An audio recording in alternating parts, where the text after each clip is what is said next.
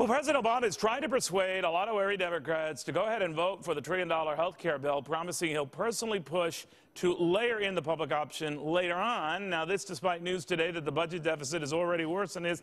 That's without health care. The CBO now says that deficits this decade will total $9.8 trillion. Now, that's more than $1 trillion beyond what the White House had predicted. Joining me now, the Fox Biz All-Stars, including Jonathan Hoenig, Mike Norman, Susie Coelho, and Gary B. Smith. Gary B., I know these forecasts aren't worth the paper they're printed on here, but that cannot help the cause when you have a deficit that already, before you even bring your health care, Mr. President, is getting worse. Well, absolutely, Neil. And, you know, the problem is the estimates by the CBO probably underestimate the deficit. You know, we've seen these forecasts before, not from the CBO, but, you know, when Medicare was first, developed in the 60s, they thought it would be a kind of a break-even proposition. Of course, it's billions of dollars in debt. Social Security, same way all along. Amtrak was supposed to be self-sufficient. So all these things always assume that, A, conditions stay the same or improve, and the government is able to execute to the plan that they have. But we know in this case, government becomes bloated, becomes expensive, becomes hierarchical. All they want to do is grow, grow, grow, because, you know, that's how you stay and rise in the government. So I think the estimates by the CBO are way under estimating how bad it's going to be. You know, Susie, I'm just wondering, not to be too jaded here, that if we're hearing talk of deals, besides just the $60 billion giveaway to unions, and now with a wink and a nod, don't worry about your public option, we'll find a way to get it in there later. I'm wondering what else is being done and whether this is really what we think it is, even the most, optimistic among us. Well, it is confusing. I mean, the administration's saying that it's not going to add to the deficit, but yet it's using numbers like, 10 years of income projections against 6 years of expenses. I mean, I don't know how I could run my company on those numbers. I don't know how they can, and obviously they're not. Well, you know, the truth of the matter is people barely know what they're going to have for breakfast tomorrow morning, let alone Mike Norman, 10 years out.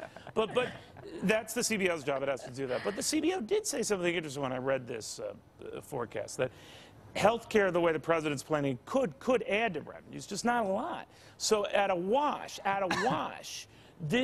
if you're going to do something that's going to, disrupt things for the 90% of Americans who have health care and are by and large happy with it for the sake of the 10% who aren't or not covered, you're going to expect more bang for the buck for that, aren't you? You are, but I think look, we've always run deficits. I mean, 80% of the history of this country we've run and the only one who really seemed to have ever had a handle on this was Dick Cheney, who said deficits don't matter. We ran deficits far higher than the current deficits. If you look back, you're saying something in support of Dick Cheney? I'm saying something. Robbie, that is worthy. I'm sorry. That's worthy of a Fox News alert. That's worthy of a Fox News alert. We ought to bring him back. He's the one who had it right. Dick Cheney gets it. Back to you. Yes. Look, this is the problem. The focus on deficits and how we're going to pay for it is keeping the ultimate bill, the health care package, the one that we'll end up getting. It'll be a terrible one, and it'll end up raising the cost of health care, limiting the supply. By this silly deficit. It's irrelevant. Okay. Jonathan, what do you think of that? I think it's pretty relevant, Neil, and I don't think it should be surprising to anyone that the president is kind of, saying on the side, don't worry, we'll get a public option passed, because it was just a few years ago that the president was openly advocating for national health care. So from my perspective, I don't even think his interest is so much about spending a lot of money. I think it's about achieving control. And they'll get it through taxes, through new entitlement spending, through regulation, just outright control. Well, you are going to get a health care package. So, Susie Coelho, my bet is you're going to get health care. I don't know how big it will be. You're going to get something. And then it's a victory, right? Because they've got something.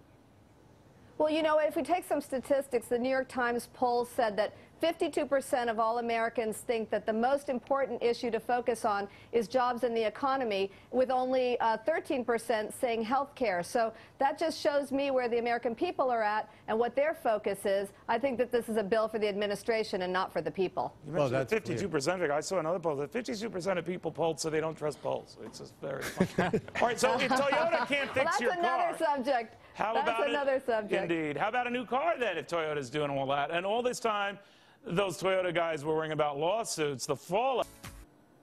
You should be here during the break because Mike is lecturing me on things I can't even understand. The guy's so smart.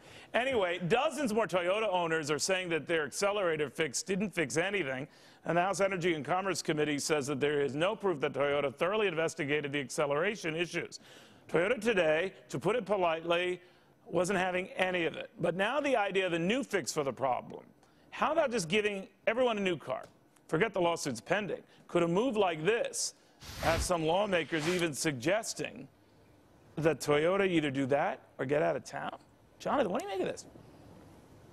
Well, Neil, it's pretty preposterous to think that Toyotas are lemons, considering how many millions of people still drive them, including, as we found out over the last couple of weeks, scores and scores of members of Congress. Very good point. You know, Toyota has taken great strides to address these problems. They've got out there. They're fixing it for free. They're cutting prices. It's one of the reasons I think you saw Toyota stock rally so sharply this week. But to suggest that all Toyotas are lemons is just farce. You know, Gary B., I'm wondering how far this goes, though, because, you know, if you're fixing something, and let's say not all of these, but some of these folks have a legitimate gripe that it's not fixed, then that does raise bigger issues for Toyota. What do you think happens? Absolutely, and I just, you know, even though people on the Hill deny it, it just seems to me like a lynching against this foreign manufacturer, even though, ironically, Toyota has a huge presence, manufacturing, sales, distribution here in the United States. I mean, I'm waiting for the day that, you know, the GM people, the United States of General Motors people are called on the mat for all the problems they've had across the line in all their cars. It seems like, boy, we're really sticking it to the Japanese and Toyota in this case, and I think it's going to come back to spite us in the face.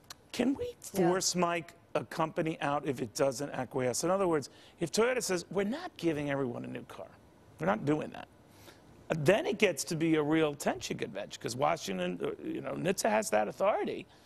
And if they just say, you're nuts. Well, they could force them out through policy. And I think this is symptomatic of a broader thing. And the broader thing You're not going to mention deficits, are you? No, I promise not to mention deficits. How about trade debt? We believe that we have to be this great exporting nation, and we view these countries like Japan and China as somehow coming in here and taking something that is rightfully ours, when in effect what has really happened is that the American consumer over the years has benefited from this, and this sort of perverse logic. So you would go slow on Toyota? I would absolutely go slow. Look, okay, like Susie, Gary would said, you go slow? Would you go slow on Toyota, or what?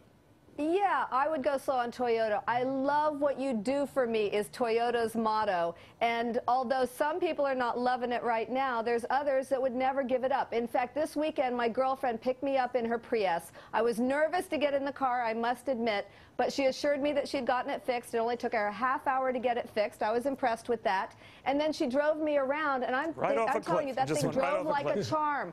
No, drove like a charm. She gets 40 miles per gallon, and she wouldn't turn that car in for anything. So that's the car's just still on. She can't turn it off. No, just for the record, I bought an American car. So even though, notwithstanding what I just said. Yeah, but you're always in the back seat of your car and just barking orders to the guy in the front.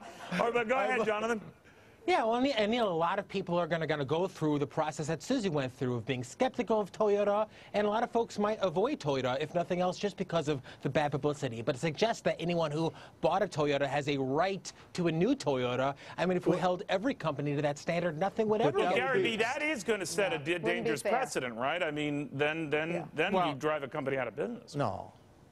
Absolutely. That cuts right to the bottom line. You know, this is starting in California. What if this spread, this whole lemon law thing spread? Toyota must give everyone a new car. You know, if I was Toyota, I would then say, well, you know what? We're not going to do business in the U.S. Thank you very much. See you later, because it would put them out of business. Real quick, Mike. I got to tell you, that would be great, a great PR move. I mean, that's like Oprah giving away cars. I mean, that would be, it would not, it might hurt them short term. Okay. But yes. And, you know, Oprah didn't give them away. GM did at that time, right? Guys, thank you all very, very much. I wish we had more time.